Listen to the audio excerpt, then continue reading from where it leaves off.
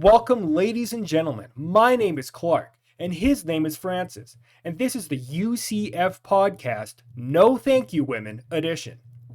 Tonight, And yeah, is that good? I'm already fucking it up. You fucking ruined it. Never mind. Get into I'm it. going to stop recording. It's over. I don't think we're going to talk ever again. Oh, that's good. Yeah. Right. Yeah. So welcome back. We had a weekend without fights last weekend, and this weekend, our main event, we're looking at UFC Fight Night: Namajunas versus Cortez. My God, how they've massacred my girl. Let's get into it. The terrible, the sad truth The of just Rose horrible Namajunas. world that we live in. Yo, what's up? Rose Namajunas sucks. She is party to what is probably one of, if not the worst UFC title fight of all time. One that everyone remembers, even though they don't want to, where she fought a strawweight title bout with Carla Esparza, and she lost, which is somehow just like funny that anyone could have lost this fight. And they threw like a total of 30 punches each in the fight. And of those punches, over 5 rounds, everyone is booing. The commentators are essentially just shit talking the fighters. It's genuinely so bad. I was sitting around, we were like huddled around the TV where I was, and we're all just like exhausted. We all like went to bed essentially after that, because the main event after that, I mean, it was all very engaging, but whatever. It was horrible. As a result, I cannot in good conscience ever pick Namajunas ever again for anything. But it is worth noting that she's now gone up. She was in strawweight for the longest time. Now she's up at flyweight. I guess trying to make a name for herself, and she really hasn't done that good of a job. She did win her last fight against what was her name, Amanda Ribas.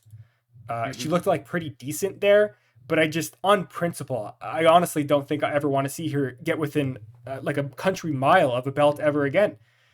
Tracy Cortez honestly doesn't seem to be that good. She's kind of, I think, being pushed as a contender, like, and she's not bad. She's on a winning streak, I think. I don't think she's lost in the UFC yet. But it's worth noting that she hasn't actually finished a single fight early yet. Every fight has been a decision. We got no submissions. We got no knockouts. So the best case scenario. Hold up.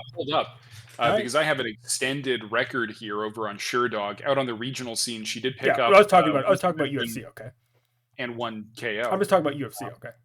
Yeah, real fighting. No, I get you. I'm gonna jump in here actually, because Tracy Cortez, you're right. She's not that good. Her record of 11-1 makes it sound like she's pretty good, but she's almost never done anything interesting in a fight. Rose Namajunas, on the other hand, that title fight that you're describing was heartbreaking, because if you look at Rose Namajunas' fight name, it's Thug. And I can remember Daniel Cormier screaming at the top of his lungs the first time Rose won the belt, just yelling Thug Rose. There was a time when Rose Namajunas was the fucking queen of MMA. Everybody loved her, and it all went wrong. It all came tumbling down against Carla Esparza. And it's just the strangest. I might even, depending on how this fight goes, I may do a video just exclusively for Rose Namajunas, because her career has been so insane and it's had so many ups and downs. But for the purpose of predicting this fight, what you need to know is that she's trying to reinvent herself, because it all fell apart, and she's facing someone who does not lose. I think Tracy Cortez lost in her professional debut and not since. So she's not going to win. You know, it's interesting. She's the favorite right now, I think, like betting wise. I think that the bets are in her favor, which is kind of interesting, but I don't see her winning, honestly. I can't. No, and I'll tell you why the odds are in her favor. It's because she has name value and Tracy Cortez does not. So people are betting on the person they know.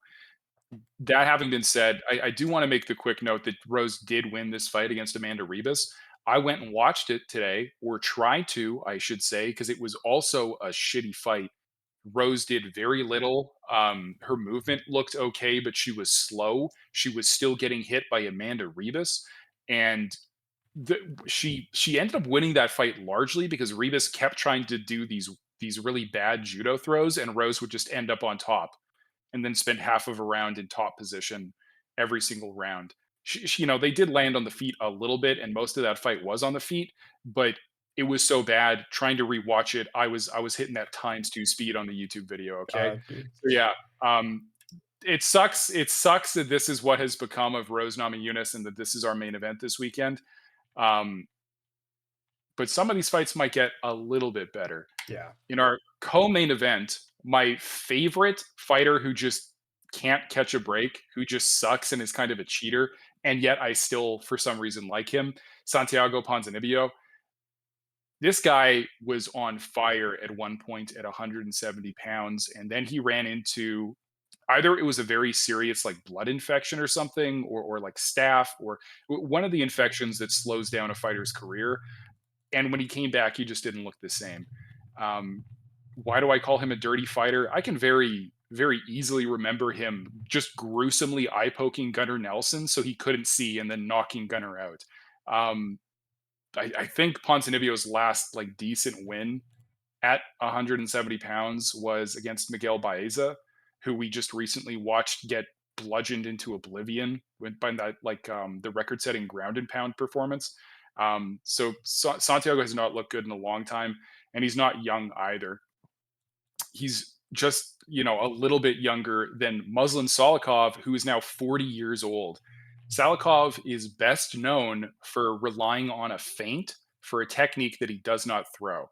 He feints the jab over and over and over to set up counter punches, but he never actually throws the jab. So whether or not you will fall for a feint of a technique he does not throw decides whether or not you'll have trouble with Muslim Salikov.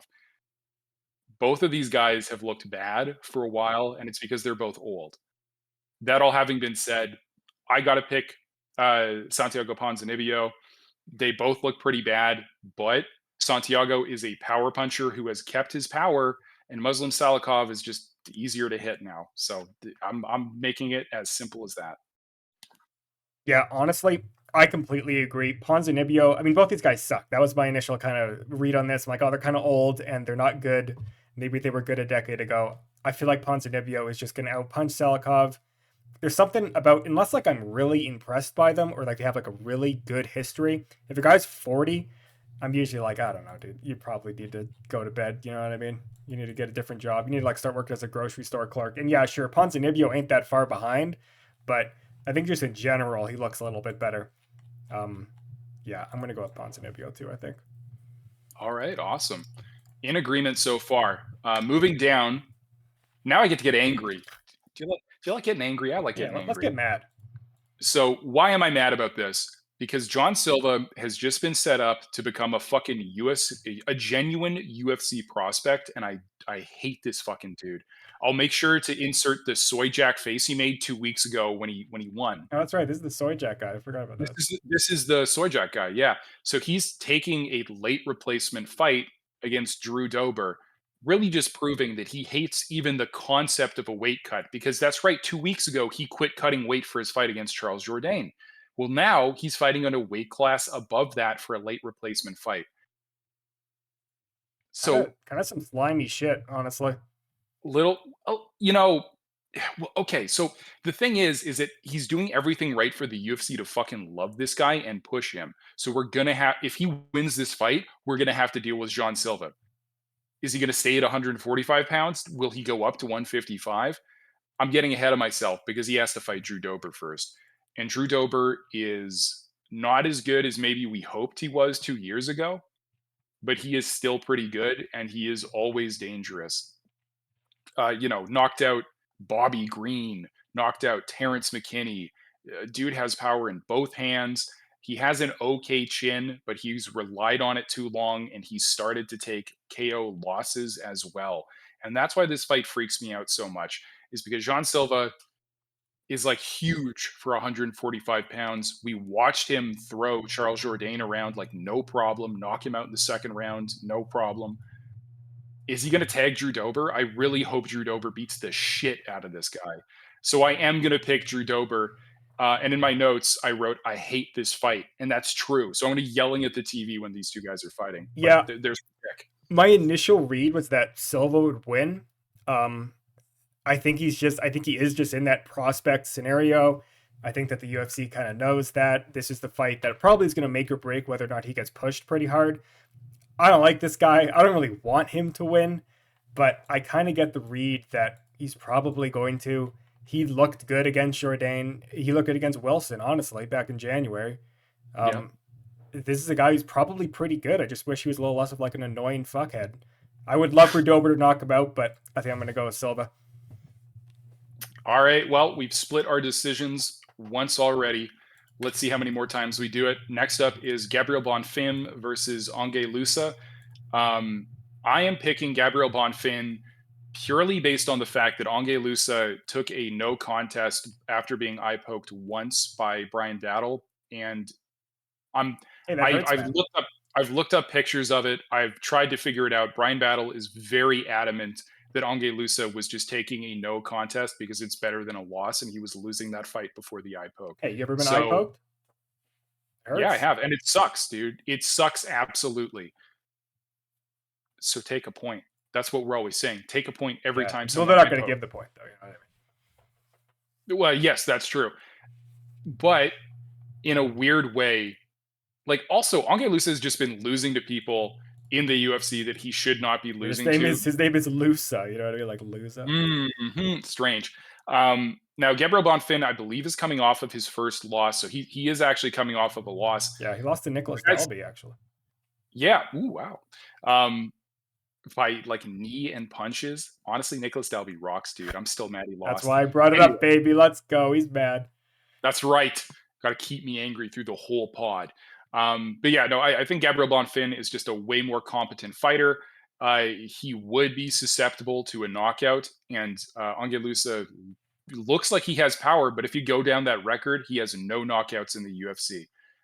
So I don't think he's going to do it. Yeah. I think Gabriel Bonfim is going to get this one done probably by decision. That was the thing that really worried me with Lusa. I'm like, why is this guy who looks pretty freaking strong, honestly? He's not getting any knockouts. I mean, hey, decision's the decision win, but you would think that this is a guy that's going to be a little menacing, and he ain't really menacing, honestly. And he doesn't seem to have as much grappling as Bonfim does. I'm going for Bonfim.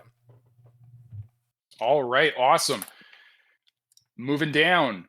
Next up, we have Juicy J, Julian Erosa versus Christian Rodriguez. These guys are both submission grapplers. They want to work towards a submission, but that means these guys are probably going to punch on the feet for 3 rounds. Julian Erosa has more miles. He's looked worse in just weird fights. He can get tagged and knocked out, but he's 6'1" and his opponent is 5'7". He has a huge reach and height advantage, which is so important in grappling. On the flip side is that Julian Erosa also likes to get into brawls, and he also likes to punch on the feet. Christian Rodriguez is the younger guy, the up-and-comer, but I just think that he has too many tough disadvantages in this one. So I am going to pick Julian Erosa. Yeah. To me, this seems like the, typical kind of UFC fight where it's like they're feeding the older guy to the younger guy just to see if the younger guy is really a prospect or not. I think Erosa kind of is going to be a little bit of like the gatekeeper on Rodriguez, who is, I think he's on a bit of a win streak. Nothing insane, but he's got like 3 or 4 wins in a row. They're feeding this guy to him on a fight night. I think Rodriguez has been looking pretty good. I agree. I think there's 2 grapplers, so they're going to stand up. So maybe it'll be a bit of a test on how good Rodriguez's stand-up game is. But he has won some by decision, and I think he can do it, and I believe in him. He's a special boy, so I'm going to pick Christian Rodriguez. All right, I can't wait for you to be wrong. Oh, no, don't say that. Moving on to our main card opener, we have Abdul Razak Al Hassan versus Cody Brundage. Cody Brundage, actually a little bit of a meme fighter. His last win, I think, was by slam KO, and then he got knocked out by Joe Pyfer, I think it was. So he was brought out as a can for Joe Pyfer to knock out. Abdul Razak Al Hassan is less of a meme fighter, but if you look at those records, these guys really aren't all that different. Every once in a while, they might pick up a knockout, but really they're win-loss decision fighters. They haven't found a lot of ways to distinguish themselves from the pack. I think Abdul Razak Al Hassan has been more consistent over a longer period of time, and he doesn't get the same sort of embarrassing losses that Cody Brundage does. So I'm picking Abdul. Yeah. This one was so hard for me because it is one of those, I don't think, both these guys kind of just suck, and I don't really know which one is, better than the other. I feel like you've said that before tonight. Yeah, I see that repeatedly. I mean, fight nights, what are you going to do, right? This is often what the UFC lines up on fight nights. Two guys that kind of suck ass, but like, I don't know, whatever. Like, maybe one of them will do something cute and they'll be like highlight reels. I think Alisson will probably win this by KO. Brundage, I think, has like a little bit of grappling. Not that he's that effective with it, but I've seen him do it. And Alisson, as far as I know, pretty much has like almost no grappling stuff at all. So that would be his like path to victory for Brundage. I feel like Alisson's probably just going to tag him and knock him out. We might get like, a real exciting first round team from these guys. That's probably our best hope. So I'm going to go with Alisson. God, I hope so. That'd be nice, really That's why these guys get put on, right? It's so like, oh, this guy, he'll knock him out, and everyone will be like, oh, him. All right. Well, moving on from that one into our feature prelim, Joshua Van versus Charles Johnson. Van is the surging fighter. Johnson is more of the veteran in this one. And ironically, for the exact opposite reasons as I picked Julian Erosa, I'm going to be picking Joshua Van, even though he's the shorter fighter with less reach. I got to rep Myanmar. You know what I mean? It's called Burma. We make political decisions on this podcast. We call it Burma. Okay. I have no idea why you would do that, this but guy I'll doesn't even agree. Fucking know. Get this guy. That's security, right. Security, you get this guy the fuck out of here. The other thing to note, though, is that this is at flyweight, so these guys weigh 125 pounds, and being 5'5" at 125 pounds means you actually have filled out your build, and that's often pretty good. The shorter guys have been running this division for a long time. None of the tall, lanky guys have made it to the belt, so I'm picking Joshua Van. Yeah, pretty reasonable stuff. I think Van will probably get it as well, really for no reason than what you said, honestly. I was thinking about how shorter guys, in these lightweight divisions can kind of fare better because, yeah, they, got a little more compact, a little more like canned sort of fighter scenario. So, yeah, I'll go with Van. Awesome. Oh, baby, we're back to women. Yo, and you know what? We got a Canadian fighter as well. Yasmin Jasudavicius versus Fat McCline. So Jasmine's honestly not that good. No, she's not. And the issue is that Fat McCline, I don't know if you knew this, but she was signed to be on the Dana White Contender Series. And then like 4 days ago, as a replacement for someone whose name I don't even remember in this fight, they signed her to fight here instead. It was on like July 6th or something that this happened. So this is the third fight on this card that's a late replacement. Yeah, right. Like that again, fight night shit, it happens. But the issue is that Klein seemed like she's pretty good from when I looked up about her. She's a little younger, like 23 years old. And the thing is that Jasmine really, I don't know, she's like older. She's kind of one of those win-loss fighters. She notably lost to Cortez, not her last fight, but the fight before that. She lost to Cortez in a unanimous decision. So I don't know. It's kind of like a long shot because we don't know that much about her, but I feel like I'm going to pick Klein here. So again, just going to my notes from researching before the podcast, Jasmine is 4-2 in the UFC, which isn't the worst, right? And then I wrote down UFC debut brackets worry under Fat McCline, because you take a middle of the road UFC fighter and you give them to a UFC debutant and hope that the debutant smokes them. Yeah, now that's the goal. This being a late replacement fight, I don't believe they would have had the time to set that up. I'm going to pick Jasmine. I've never picked against a Canadian fighter on this podcast. I'm not going to start today. So yeah. I'm picking Jasmine. I may come to regret it, but let's hope that UFC experience really pays off for her. But yeah, before that one, this fight might actually rock.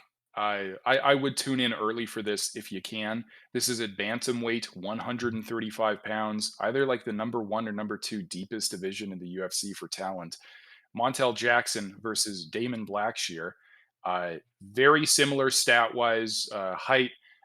Montel Jackson does have a reach advantage.